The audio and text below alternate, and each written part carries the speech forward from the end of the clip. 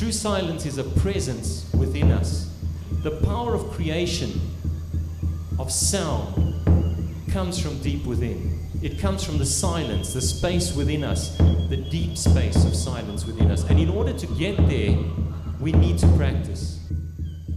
As simple as that sounds, awareness, breath, conscious intention, discipline, embody it, having those aspects in your life has a transformative effect, because then we discover the great mystery of life, the great mystery of life, because it certainly is an enormous mystery.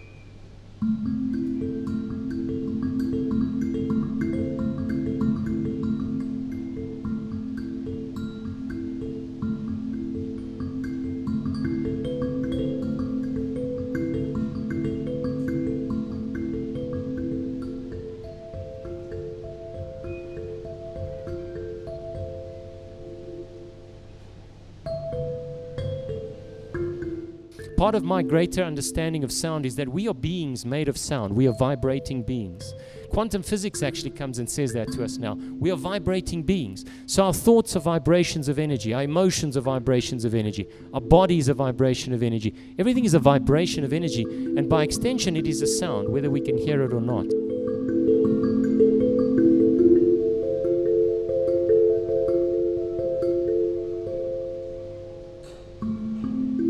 What is music? And we might say that music is an art form. We might say that music, what are the fundamentals of music? Well, the fundamentals of music, we could say, are the musician, the instruments, the chords, the notes, the genre. We could say it is all of these things. Music, to me, is all of these things. But before music becomes rock or contemporary or kwaito or rap, before it becomes jazz, it is something else. It is sound.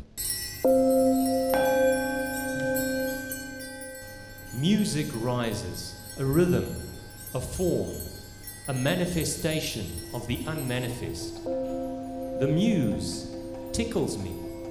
She strums, first a note, then a chord. Frozen melodies in timeless time, resonating the universal soul.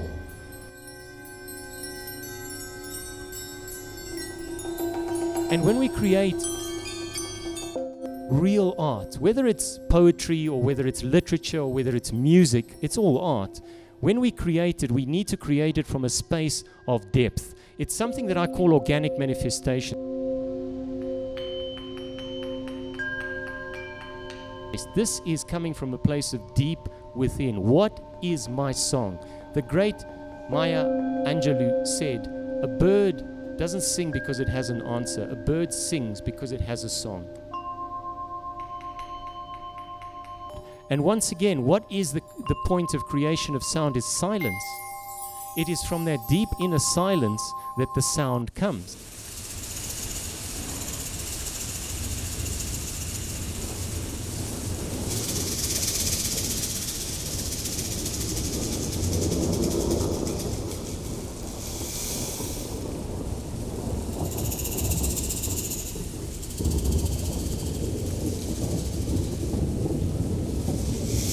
If you think of the creative process as, if you think of the stillness as a lake, a very still lake. If the lake is choppy, it's very difficult to find our sound. It's very difficult to find our essence within the choppiness of that choppy lake, which is the world that we live in. We're bombarded with all sorts of things in the world, all sorts of thought forms, emotions. We're assaulted in quite often. So that's a choppy lake.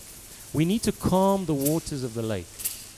And in order to do that, again, it comes back to a fundamental, some form of meditation.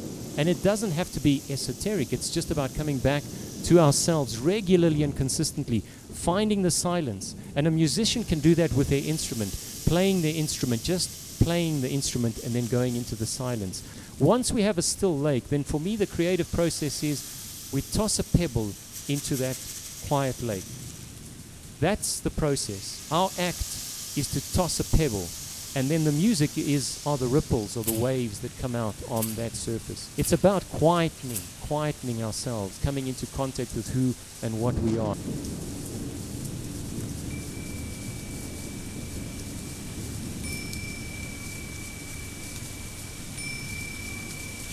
Your presence, that being in that space, in that place, is the starting point of everything. Manifestation occurs there.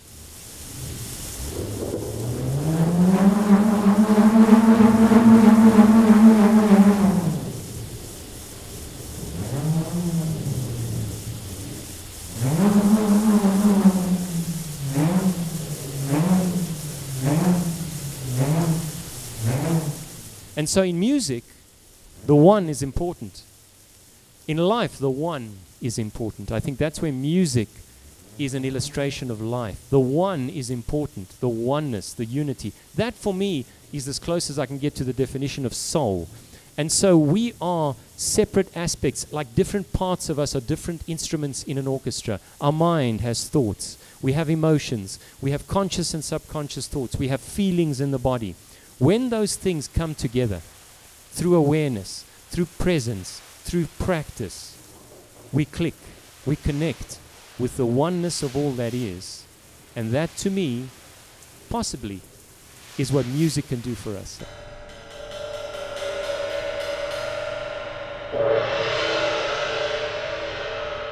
It is an enormously great mystery, and there are no answers. The one thing that I know for sure, the great Socrates said, the Greek philosopher, the one thing that I know is that I don't know. And that is the point where we begin to learn.